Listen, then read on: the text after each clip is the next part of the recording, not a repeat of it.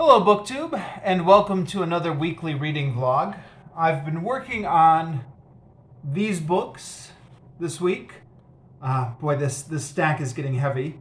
Not very well. Some of these books I've only gotten a couple pages read this week. I'll get around to apologizing for that in just one moment. But before I get into that, I have a book haul to talk about this week. So the last time I did a book haul, I mentioned that I had a resolution not to buy any more books until I had finished the books already on my shelf. But this is a resolution I'm having trouble holding.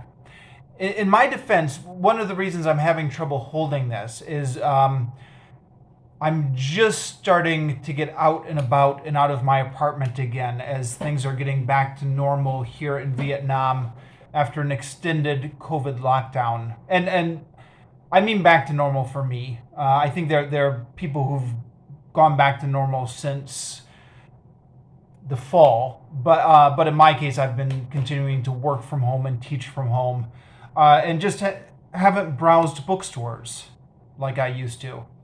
But have been getting out more and more. And this week, the wife and I were in Vivo City here in Vietnam, which I actually made a travel video of, which, by the way, I apologize for that. I know that wasn't one of my better videos. It's a lot of me walking around with the camera and a lot of shaky cam and stuff like that. Part of that was because I wasn't entirely sure if I was allowed to be filming in those shopping malls. I asked the wife beforehand, and she said, "Oh yeah, you can film inside." I certainly remember when I was younger, attempting to bring a video camera into a department store for a student film, and being shut down by security right away.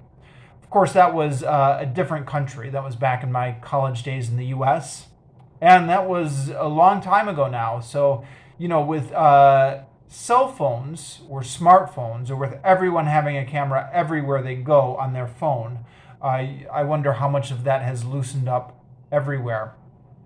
But anyways,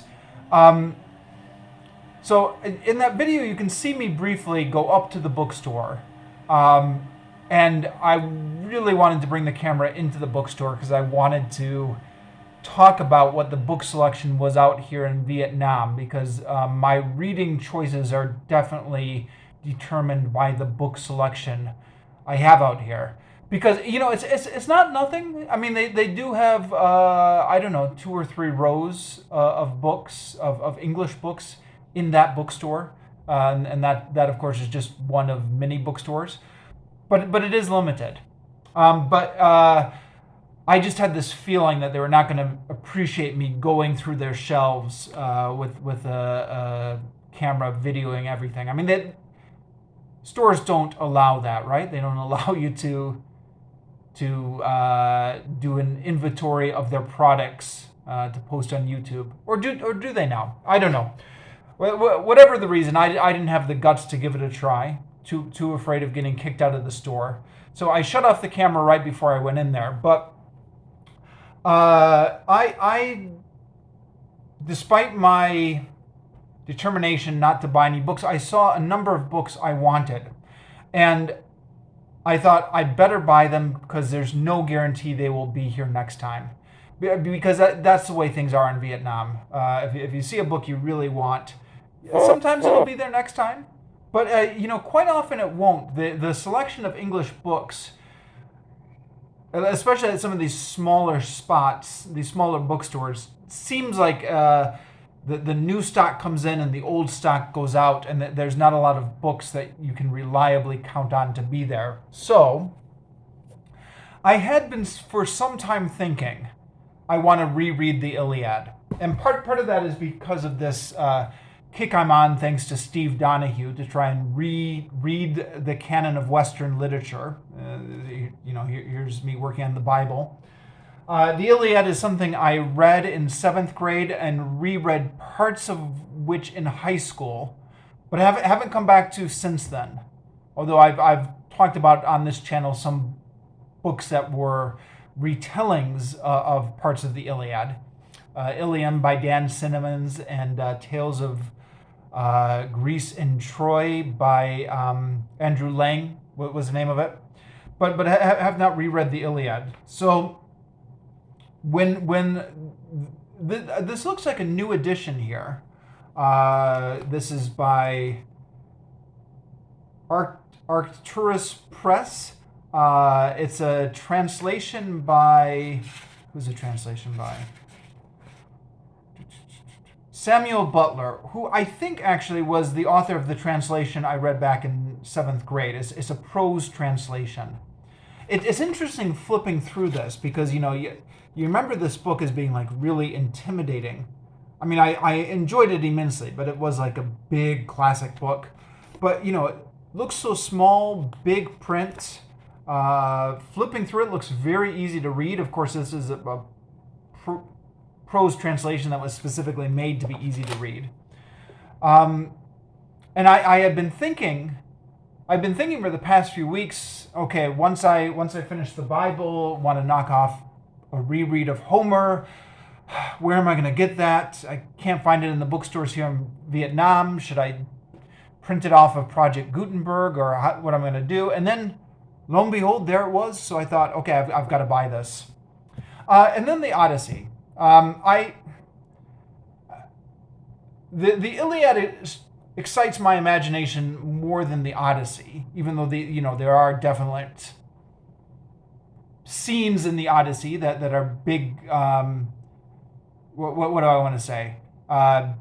When you picture the book in your mind, there are some scenes in the Odyssey that you would definitely picture very vividly, the Cyclops or the sea monsters. But there's also some slow spots in the Odyssey as well, and the Iliad strikes me as more almost wall-to-wall action. A couple of exceptions. But I thought, okay, well, if you're going to do a reread of Homer, you got to get them both. So I got them both.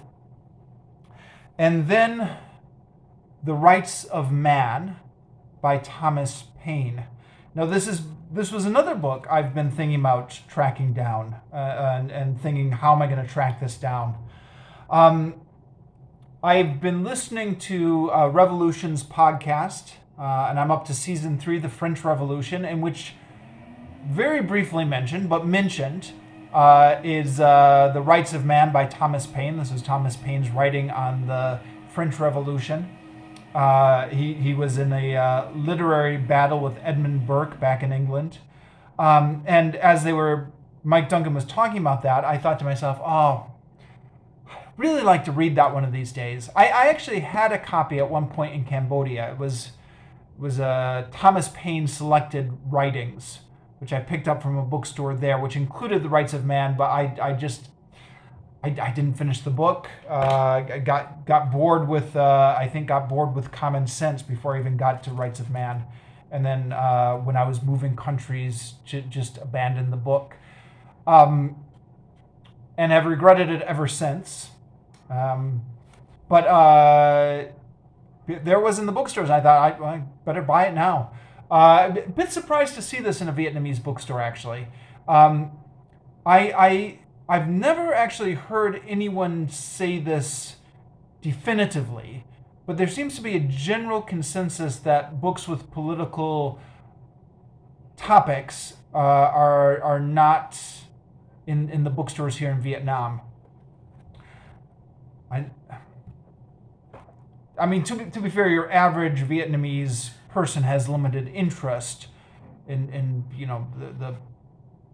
a political book about the French Revolution, but even so, usually very hard to find this stuff. But there it was, so I thought, well, I better buy it while I can. So, between the three of these added up to, well, this is all in Vietnamese money, but about $30, I think. No, not that much. Sorry, I'm trying to do the conversion in my head. I don't know, $25.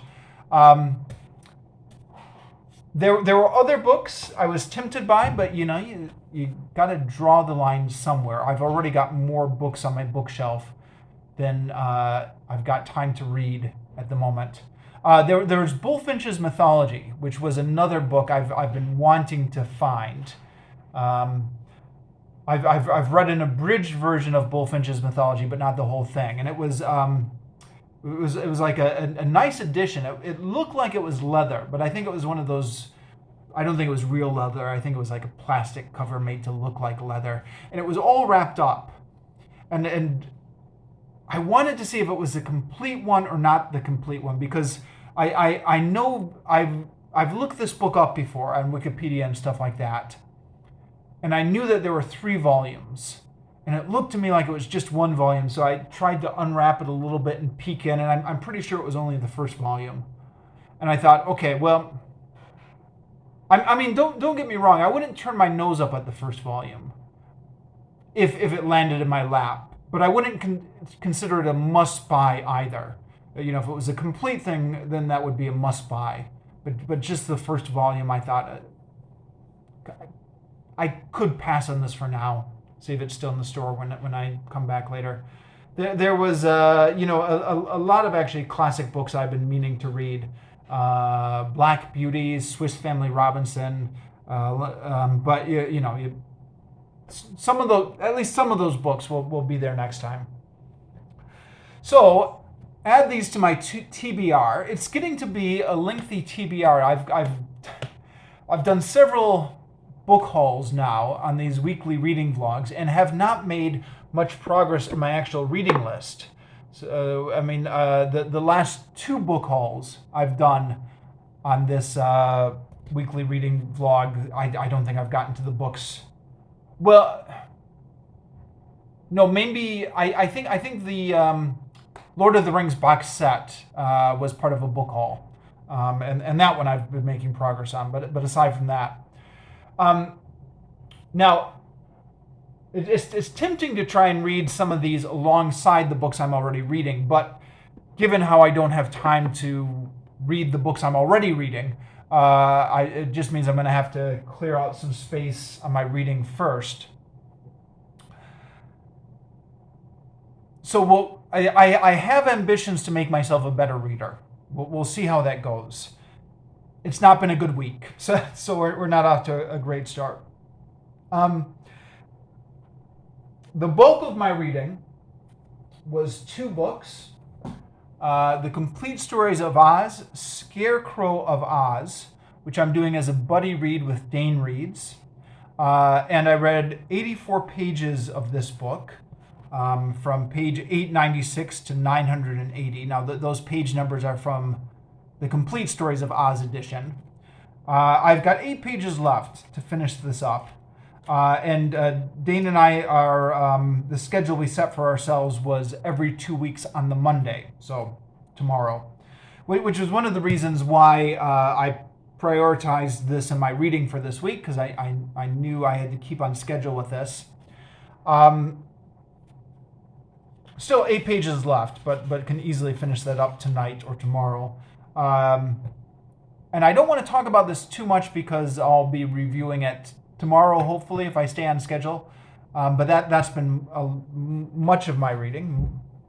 And then, oh, right. So when I checked in last week, I still had 11 pages to go on the 2 Towers, which I finished and reviewed on this channel. I feel like I say this every week, but I'm sorry that review was so crap. I don't know, I guess I was a little bit tired when I filmed it or whatever, but the modus operandi of this channel is to just keep moving, because I don't have time to wait until I'm in the perfect mood to do something. So some of the reviews are bad, and then hopefully some of them will be better. And then picked up The Return of the King, the final book in the box set, and the page numbers are continuous.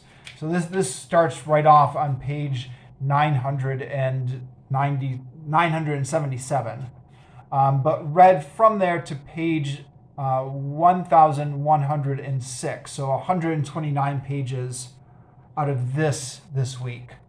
The reason I made so much progress on this is because of all the books I'm reading, this is the most portable. And I had a couple days this week where I was in waiting rooms for most of the day for appointments and stuff like that. And so this was the book that I threw in my bag. And this was the book that I was able to make some headway on while I was in those waiting rooms. The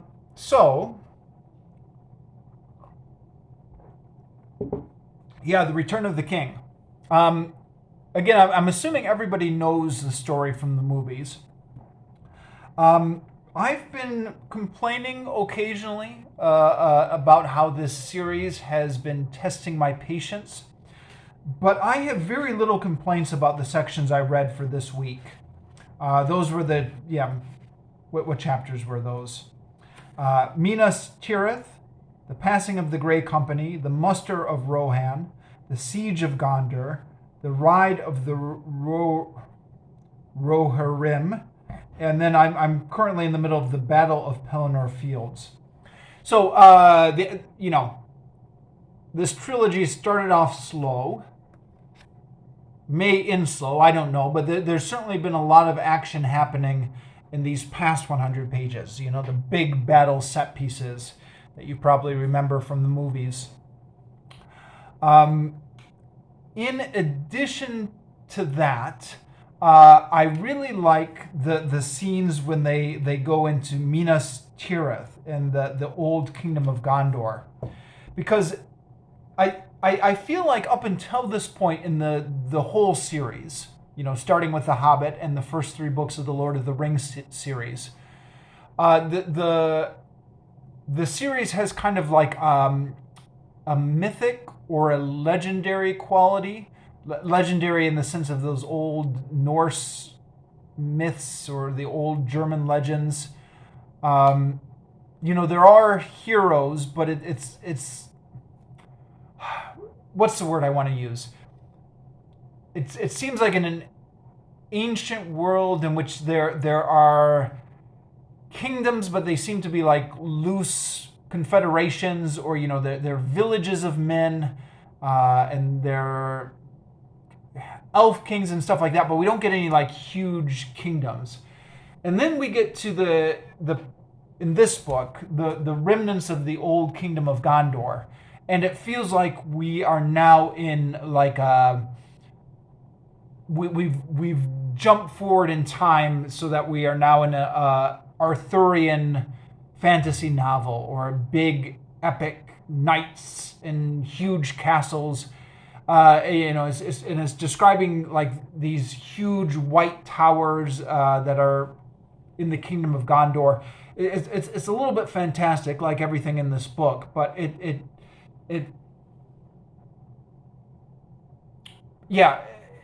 I was fascinated by the whole imagery of it, and the descriptions of the town of Minas Tirith. It's now, I think seeing the movie definitely helped, because the description in the book seems to me to be very much what I remember from the movie, where there's this walled city up on the hillside with these different rings of walls around it. So you go, as you're going up, you're going through these different walls, and then there's this big, I think in the book they describe it like a rudder, which juts out over the walls, which again is something I remember very clearly from the movie. So I found those descriptions, given how every week I complain that I have trouble visualizing Tolkien's descriptions, I wonder if I would have had trouble visualizing this were it not for the movies. But as it was, I had seen the movies, so I felt like I could just bring that image up perfectly. And then the big battles, and the Witch King who's riding on the Nazgul and who fights. There's a prophecy that no man can kill him, but then he squares off against the princess, what was her name? Elwyn. No. Oh yeah, Elwyn, is that how you pronounce it? And she says, "I am no man," and those. And there's a couple of dramatic moments with Gandalf in here as well. So, yeah, some great scenes in here. I guess the only thing maybe I'd complain about, again, having seen the movie, I knew that the king, or he's not really the king, he's like the steward of Gondor, Denethor, was going to be a crazy old king who was going to, make all these bad decisions. But then in the book, at least initially when we first meet him, he's not portrayed as a crazy old king. He's portrayed as somebody who has an agenda that's conflicting with Gandalf's agenda. So Gandalf and him are at loggerheads right from the beginning. But he's portrayed as somebody who's really clever and crafty and cunning. He's described as like a spider in the middle of his web. He has all these information networks, and he knows what's going on, and he knows how to ask the right questions to trip up Pippin. And then all of a sudden he just goes crazy. Because I was thinking, okay, this is a much more interesting guy than the character I remember from the movies. It will be interesting to see how this develops towards what I know is going to be his tragic fate.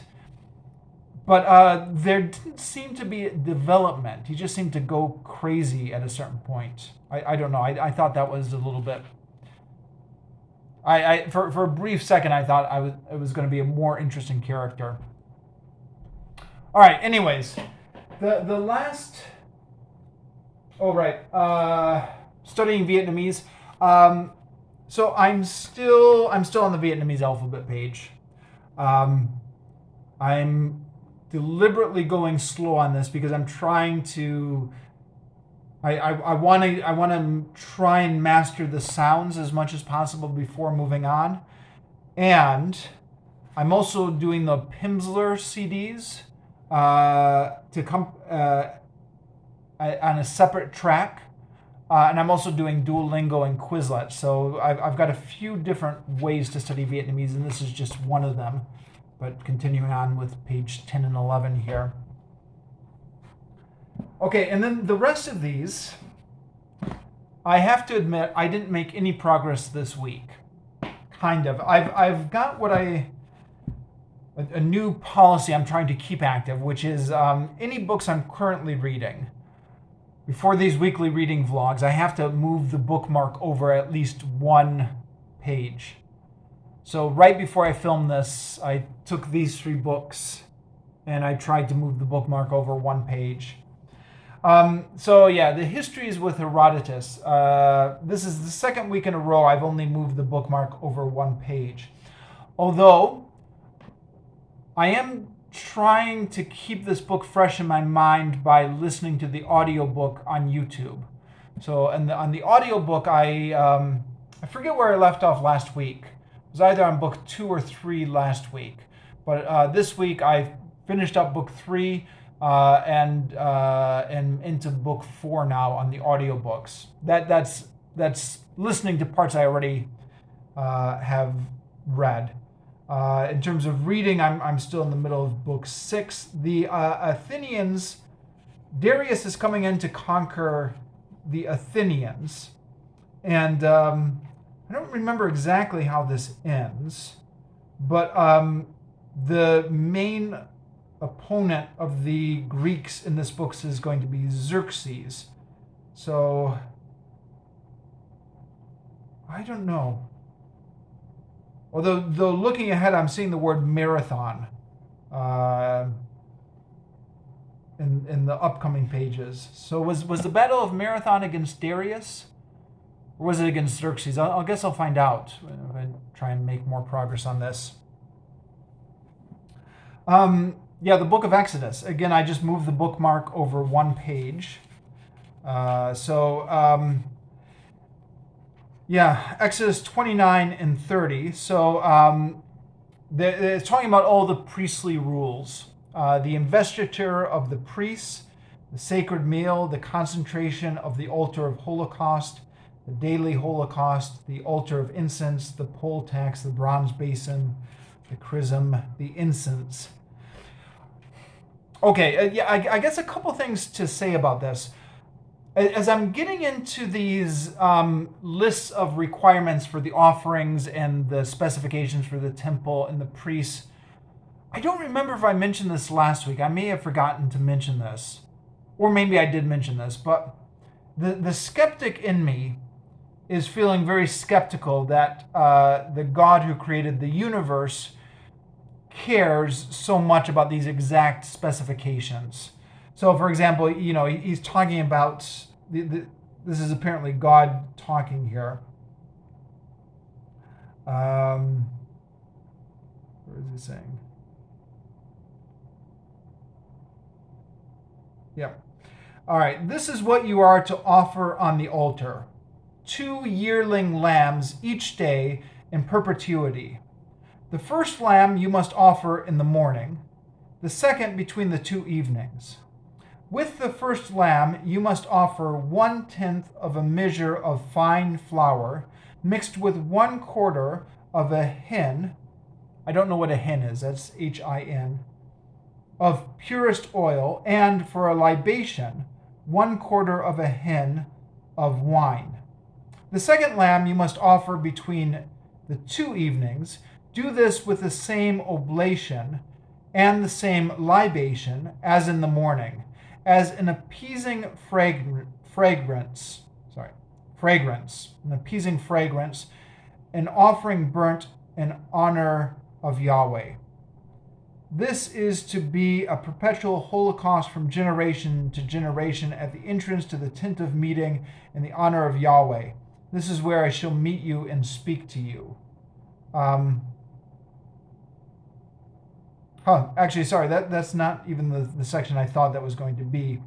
At one point in here, well, hopefully that wasn't a complete waste of time.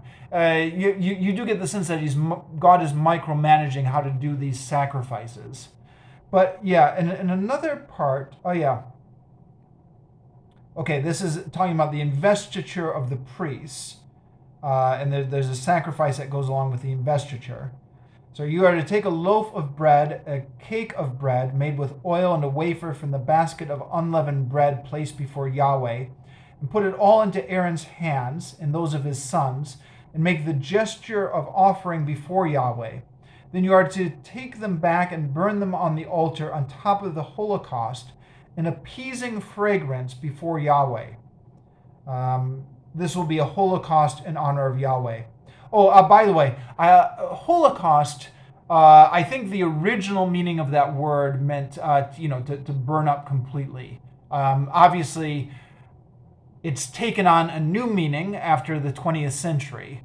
And since this translation was created in the 1960s, it's a little bit surprising they went with that word, considering that the extra baggage of that word had already been established by that time. But whatever.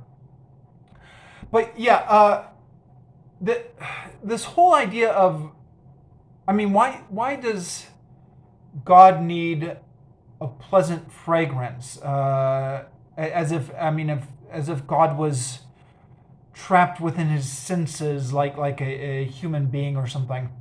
Now, sorry, as I'm talking, I'm listening to myself, and I'm realizing that this is a rather sophomoric criticism, meaning like this is a very obvious criticism that has been made many times before. So you'll have to excuse me. This is just something that really struck me when I was reading this, and it struck me because the last time I read this cover to cover, I was a Christian, and I just didn't question this. I was also in 7th grade. But that being said, I wonder a little bit, maybe playing devil's advocate here. Christine Hayes, in her lectures on the Old Testament, mentions that the scholarship done on the Pentateuch, the one that the scholarship that established the four sources, the JEPD, the scholarship tended to regard the P source as a later corruption of the religion, and she said that showed a Protestant bias. I'm not sure that the people who worked on the scholarship were Protestants or atheists or agnostics or whatever, but I guess they grew up in a Protestant culture in Germany. And I am certainly a product of growing up in a Protestant culture, where you think it's just ridiculous that these burnt offerings to God and all the ceremonies and rituals just strike you as ridiculous. But it seems self-evident, maybe to those of us who have grown up in a Protestant culture, but it certainly was not self-evident for much of human history. Because it wasn't just the Jewish people, right? It was the whole ancient world and even much of world religions today. It may be one of those things where it seems ridiculous when you're looking at it through one lens, but maybe what do I want to say here? Maybe I don't know everything. Maybe I'm not smarter than half the world's population who seem to think that there is something divine in these rituals.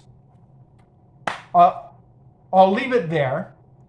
I'll leave that part there. The other thing I wanted to talk about was incense, because this is something I definitely remember from 7th grade, both studying this in my Christian school and reading the Bible at home, is incense came up a lot, especially, I believe, in the Pentateuch. I don't think it comes up as much in the rest of the Old Testament. I guess I'll have my memory refreshed on that as I read through.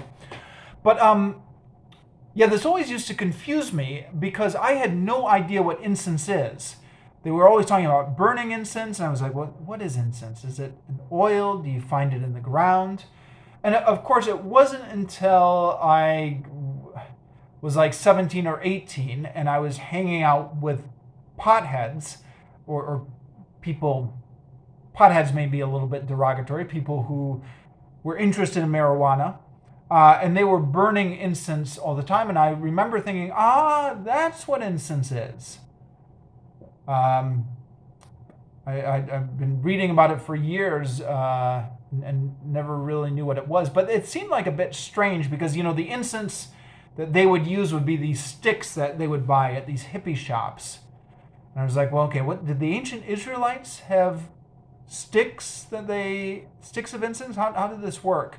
And what is this stuff anyways? Is this stuff you find in the ground? I mean, I understand it's the stuff that I'm seeing being burnt in front of me, but where does it come from? And so, as I was reading this section again this afternoon, I did something that I should have done years ago and just Googled incense and read it up on Wikipedia. And apparently incense is any kind of material made from organic material, plants and stuff like that is burned to create a certain odor.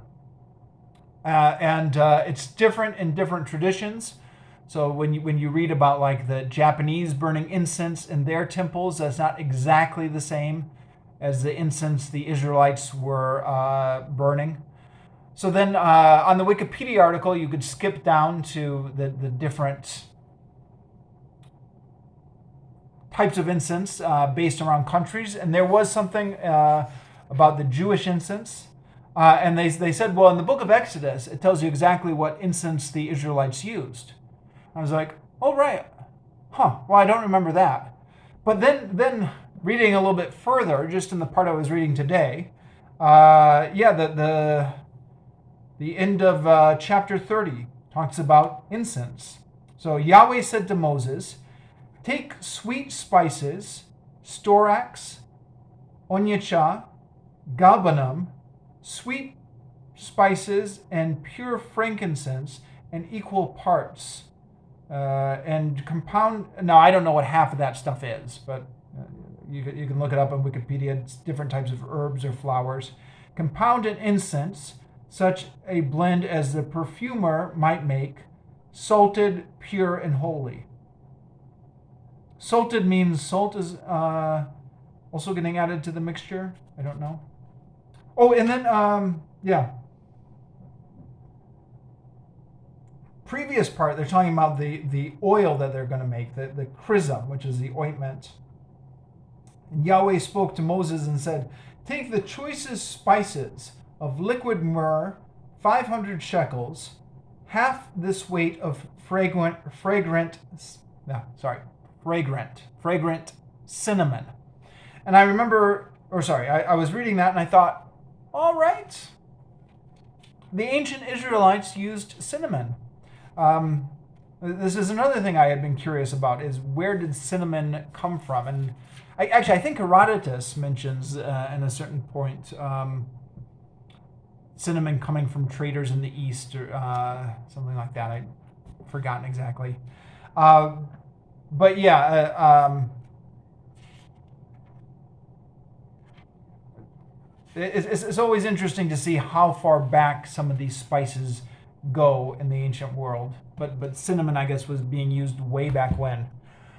Cinnamon, I love cinnamon. Part of that is absence makes the heart grow fonder, because cinnamon is not terribly common here in Southeast Asia.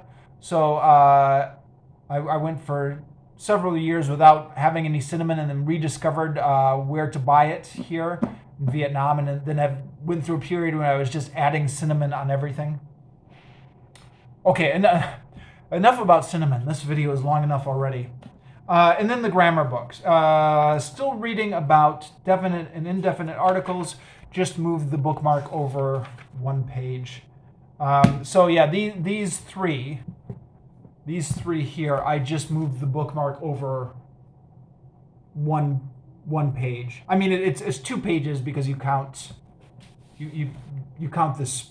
You would count the spread, this one and this one, and then move the bookmark over there. But yeah, it's been a very terrible reading week, which is especially since I have ambitions to get to all these TBRs. Not looking good. Now, it's been an incredibly busy, stressful week. I've been crazy busy with a number of things, which I won't get into on here because I try and limit how much I talk about personal stuff and work and stuff like that. But yeah, it definitely has been a really busy week. At the same time, I've wasted time. Especially in the mornings and in the evenings, I tend to just waste time doing a lot of scrolling to Twitter, Facebook, stuff like that. I'm reading's done in the afternoon, but just tend to lack the willpower when I'm tired in the morning and when I'm tired at night. And if I could change my habits to be the type of person who relaxes with a book in the evening, instead of the type of person who relaxes by surfing the web in the evening, I could really get more reading done. I mean, I think part of the problem is I've allowed my list of currently reading books to get too big. For other people it wouldn't be a problem, but for me, I don't have the attention or the attention span to devote to that many books in a week. But I've short of abandoning books, which I'm always reluctant to do, I'm going to keep going with the books I've already started and try to devote time to read more this week. And yeah, I say this every week. I said this last week, but that's my goal.